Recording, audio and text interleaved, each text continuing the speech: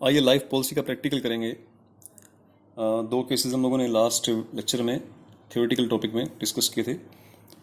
दो केसेस थे life policy के।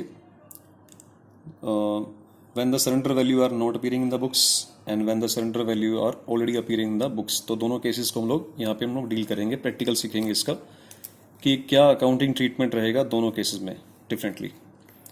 तो पहले case one, when the surrender value is not appearing in the books, यानी कि बैलेंस शीट के अंदर सरेंडर वैल्यू गिवन नहीं है।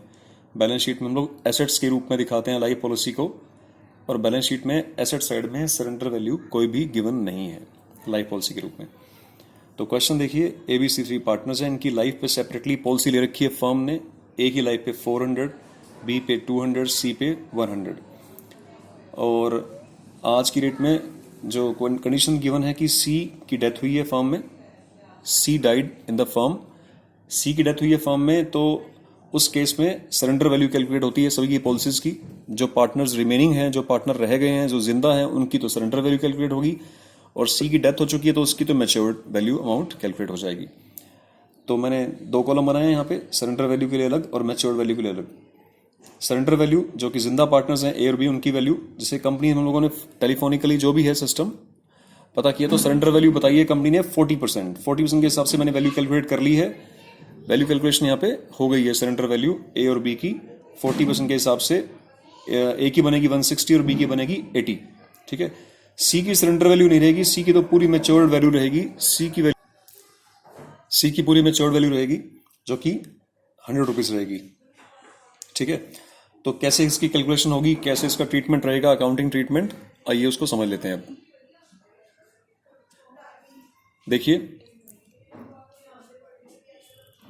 सबसे पहले हम लोग क्या कैलकुलेट करेंगे, वो अमाउंट कैलकुलेट करनी है जो हम लोगों ने सी को देनी है, जो पार्टनर्स ने सी को पे करनी है। सबसे पहले देखते हैं कि टोटल सरेंडर वैल्यू का टोटल कितना होता है, दैट इज 240, और मैच्योर्ड अमाउंट का टोटल कितना आएगा, 100। अब जर्नल एंट्री से समझिए इस चीज को। सबसे पहली जर्नल एंट्री बनती है इंश्योरेंस कंपनी से अमाउंट ड्यू की, कि हम लोगों ने इंश्योरेंस कंपनी से पैसे लेने हैं, जो जिस पर्सन की डेथ हुई है उसके पैसे, उसकी जो पॉलिसी मैच्योर हो चुकी है। सो जर्नल एंट्री बनेगी हमारी यहाँ पे। पहली journal entry, insurance company account debit. हम इंश्योरेंस कंपनी को डेबिट करके इसे डेटर बना देंगे अपना, जिससे पैसे लेने हैं हम लोगों ने। Two life policy, life policy हमारी एसेट्स थी, अब तक डेबिट चलती आ रही थी, आज ये फिनिश होगी तो क्रेडिट हो जाएगी। यहां पे अमाउंट नरेशन क्या बनेगी, claim due on C's policy. C की पॉलिसी पे क्लेम हमारा ड्यू हो गया है, और वो अमाउंट है 1,00,000 रुपए की, यानी कि 100 रुपए की। ठीक है। ये पहली एंट्री है। मैं फिर से बता रहा हूं, ये एंट्री क्या है, इंश्योरेंस कंपनी को डेबिट करने का मतलब है कि इंश्योरेंस कंपनी से पैसे लेने हैं, इसको डेटर बना दिया हम लोगों ने, और लाइफ पॉलिसी को खत्म कर दिया, जो तक डेबिट थी उसे फिनिश कर दिया। ये फर्स्ट एंट्री के बाद सेकेंड एंट्री देखिए, जो लाइफ पॉलिसी का अमाउंट हमें मिलने वाला है, लाइफ पॉलिसी का जो अमाउंट हमें मिलेगा, दैट इज ₹100, पूरा amount, that is to be transferred to as capital, B's capital and C's capital में वो अमाउंट आपने ट्रांसफर करना है। क्योंकि ये रुपया सिर्फ, बेशक ये रुपया सी की लाइफ में मिल रहा है, लेकिन ये रुपया तीनों का है, क्योंकि इसका प्रीमियम फर्म ने पे किया है हमेशा।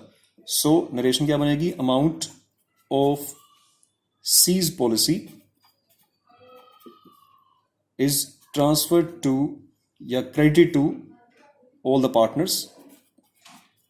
ठीक है, पार्टनर्स में क्रेडिट कर दी गई अमाउंट 1,00,000 रुपए को इनके ओल्ड रेशियो में हम डिस्ट्रीब्यूट कर देंगे। लेट अस सपोज कि इनका ओल्ड रेशियो है फर्म में 2:2:1, ए बी सी तीनों का, तो ये अमाउंट क्रेडिट हो जाएगी इनके अकाउंट में 40, 40 एंड 20। इस हिसाब से ये सेकेंड एंट्री हमारी हो जाएगी। अब बारी आती है सरेंडर वैल्यू की। सरेंडर वैल्यू टोटल अमाउंट है 240। ठीक है। इसमें से हम लोग पहले सी का शेयर कैलकुलेट करेंगे जिसकी डेथ हुई है। 240 है ए और बी की पॉलिसी का सरेंडर वैल्यू का टोटल। इसमें सी का शेयर बनता है फॉर्म में 1/5। 1/5 को कैलकुलेट करेंगे तो ये अमाउंट बन जाएगी हमारी 48 रुपीज बन जाएगी, और 48 रुपीज सी को मिलने हैं, देंगे ए और बी, तो गेनिंग रेशियो यहाँ पे कैलकुलेट होगा। गेनिंग रेशियो अगर क्वेश्चन में कुछ भी गिवन नहीं है तो रिमेनिंग जो दिखाई देता है वही गेनिंग, वही न्यू होता है, तो गेनिंग रेशियो इसमें इक्वल रहेगा। तो जर्नल एंट्री बनेगी gainer to sacrificer, A is capital gainer, B is capital gainer, debit to sacrificers, sacrificers C's capital हो जाएगा यहाँ पे।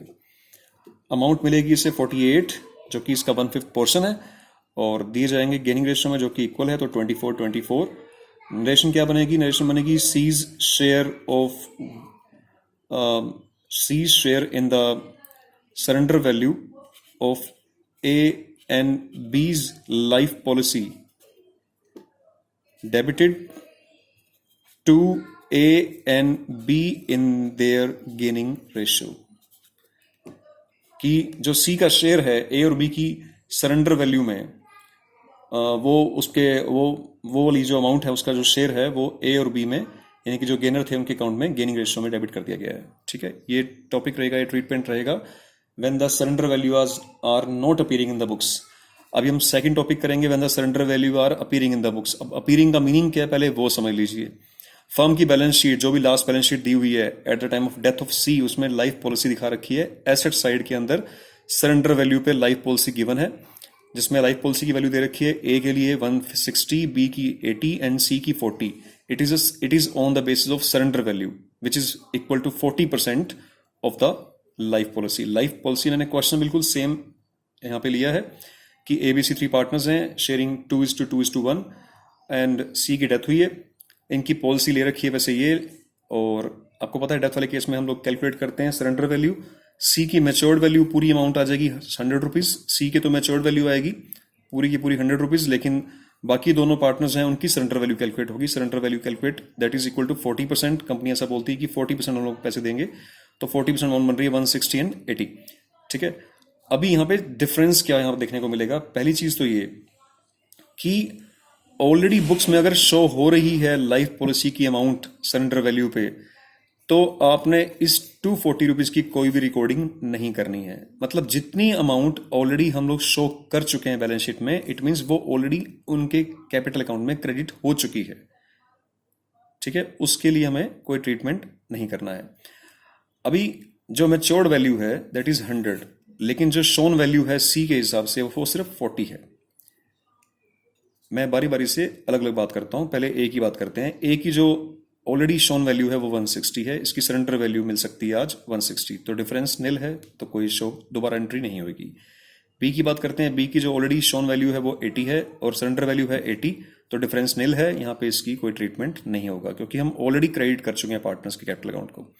अब बारी आती है सी की। सी की जो शोन वैल्यू है, जो ऑलरेडी बुक्स में दिखा रखी है बुक वैल्यू, वो 40 है, जबकि इसकी मैच्योर्ड वैल्यू आज मिलने वाली है हमें 100 रुपए, तो यहाँ पे डिफरेंस है 60 रुपीज का। तो आपने 60 रुपीज की एंट्री जरूर करनी है। ये जो पार्टनर्स में ट्रांसफर वाली एंट्री होती है, सबसे पहले इंश्योरेंस कंपनी को डेटर बनाइए क्योंकि उससे आपने रुपए लेने हैं। इंश्योरेंस कंपनी अकाउंट डेबिट, इसको डेटर बनाइए और अपनी लाइफ पॉलिसी को एक बार फिनिश करेंगे हम लोग। 100 रुपये वाली जो पॉलिसी उसको फिनिश करेंगे, और उसके बाद लाइफ पॉलिसी की जो अमाउंट होती है, जो मिलने वाली अमाउंट है, उसे हम लोग ट्रांसफर कर देते हैं हम लोग ए, बी और सी, यानी कि ओल्ड पार्टनर्स में, ओल्ड रेशो में। तो आप लास्ट एंट्री हम लोगों ने 100 रुपये को ट्रांसफर कर दिया था क्योंकि बुक्स में आज अब तक इससे पहले कोई भी कुछ भी शो नहीं था इस पॉलिसी के बारे में। कोई भी अमाउंट हम लोगों ने एसेट्स में ऑलरेडी नहीं दिखाई थी।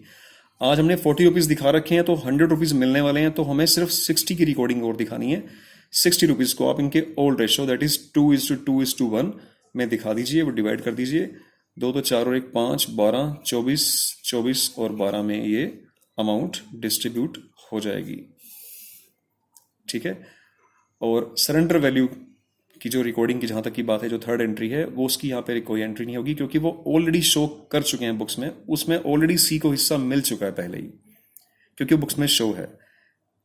ठीक है ना, हम लोग अकाउंटिंग इक्वेशन करते हैं, उसमें लाइबिलिटी और एसेट्स जो है वो हमेशा इक्वेट रहने की कोशिश करते हैं हर एंट्री में, तो इक्वेट ऑलरेडी हो चुके हैं वो। मतलब अगर एसेट्स बनी है तो लाइबिलिटी में भी क्रिएशन हुआ होगा, कैपिटल अकाउंट भी रेज हुआ होगा उसका, तो उनके अकाउंट में ऑलरेडी ये वाली अमाउंट क्रेडिट हो चुकी है, तो उनको नहीं दिखाना है। तो इसीलिए सी के केस में 40 दिखा रखे हैं, 100 मिलने वाले, तो 60 की हम लोगों ने रिकॉर्डिंग कर दी है। ये सेकंड केस था when the surrender value are already appearing in the books.